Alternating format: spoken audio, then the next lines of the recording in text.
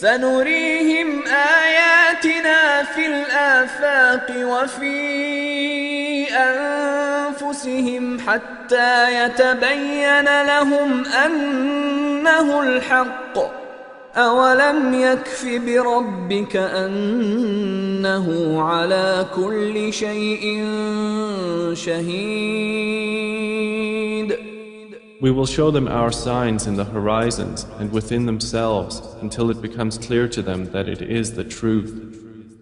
But is it not sufficient concerning your Lord that He is over all things a witness?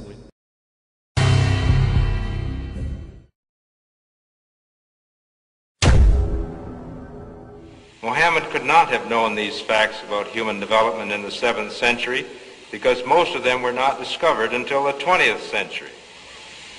This is a leech, and this is the human embryo, about 23 days. I think you have to agree that the similarity between these structures is amazing.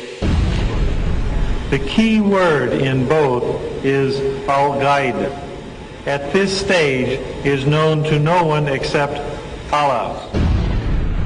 The rapid growth and dramatic changes which occur after the bones have been clothed by muscles have been mentioned in the Holy Quran 1400 years ago. Surah 79, Ayah 32 states, also in the context of creation, and the mountains hath he firmly fixed. Similar mention of mountains is found in several other surahs. It is permissible to interpret this to imply that mountains are rooted and that modern geophysics has established deep crustal roots for the axial parts of mountain systems at converging plate boundaries. We need research into the history of early Middle Eastern oral traditions to know whether, in fact, such historical events have been reported. If there is no such record, it strengthens the belief that God transmitted through Muhammad bits of his knowledge that we have only discovered for ourselves in recent times.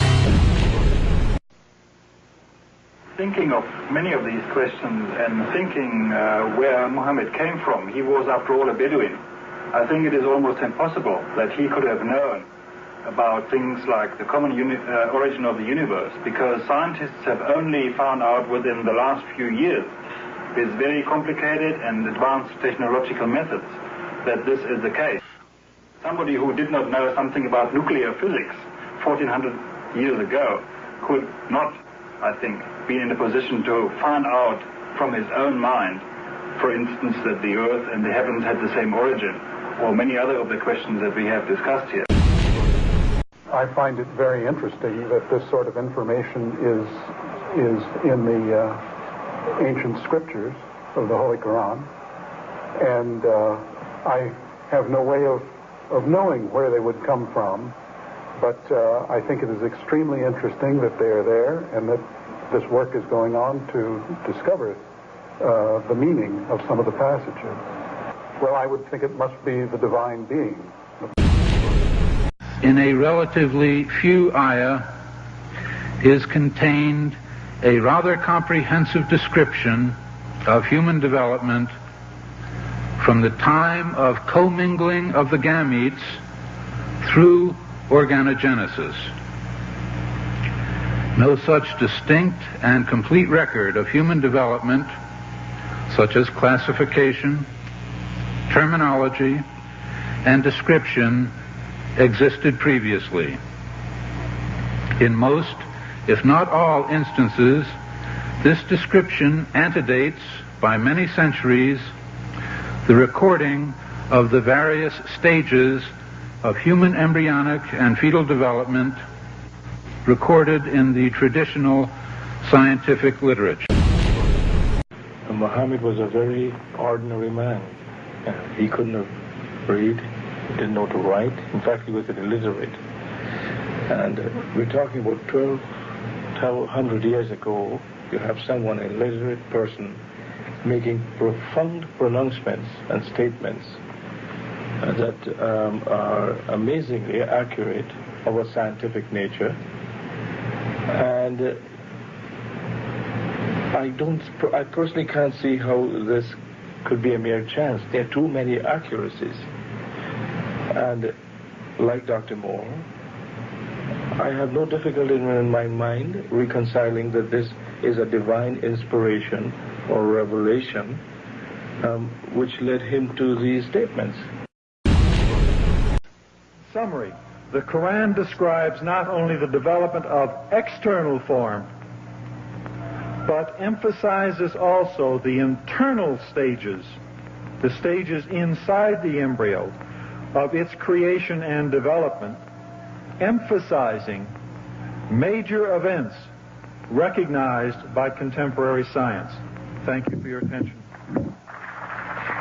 As a scientist, I can only deal with things which I can specifically see. I can understand embryology and developmental biology. I can understand the words that are translated to me from the Quran. As I gave the example before, if I were to transpose myself into that era, knowing what I do today and describing things, I could not describe the things which were described. I see no reason, I see no evidence for the fact to refute the concept that this individual, Muhammad, had to be developing this information from someplace. So I see nothing here in conflict with the concept that divine intervention was involved in what he was able. Actually, I'm very much impressed by finding true astronomical facts in Quran. And for us, we modern astronomers have been studying very small fields of the universe. We concentrated our efforts for understanding of very small part, because by using telescope we can see only a very few parts of the sky without thinking whole the universe. So by reading Quran and by answering to your questions, I think I can find my future way for investigation of the universe. And then when I was maybe about 1/3 in Quran, I remember telling my wife, you know, this Muhammad, he must have been a very smart, very intelligent man, because this book is very clear, very logical, very easy to follow, and there are no contradictions. But then as I read later, I suddenly saw a scientific fact which I knew was only discovered in the 20th century.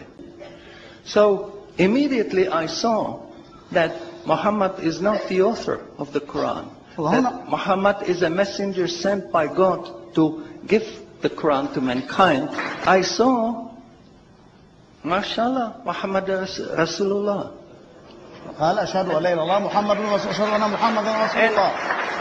So I said, mashallah, I'm a Muslim. It is a great pleasure and honor for me to introduce to you an eminent scientist and a scholar of Quran, Dr. Maurice Bucaille, pronounced as Maurice Bucaille. Am I right, doctor? Doesn't matter. Okay. Is a native of France. He is a medical doctor and his specialty is surgery. Ladies and gentlemen, Assalamu alaikum. There is no human work prior to modern times that contains statements which were equally in advance of the state of knowledge at the time they appeared and which might be compared to the Quran. 1,400 years ago, when the world was immersed in darkness, the Quran was revealed, which brought light to a beleaguered world. And whereas the earlier books came with many scientific mistakes, due to the hand of man having delved into them, the Quran had none of these contradictions. The world thought there could be no reconciliation between religion and science. But the Quran mentioned many scientific facts in great detail, like how a human being developed in the mother's womb, and described other scientific facts which amaze the world's renowned scientists and scientific community.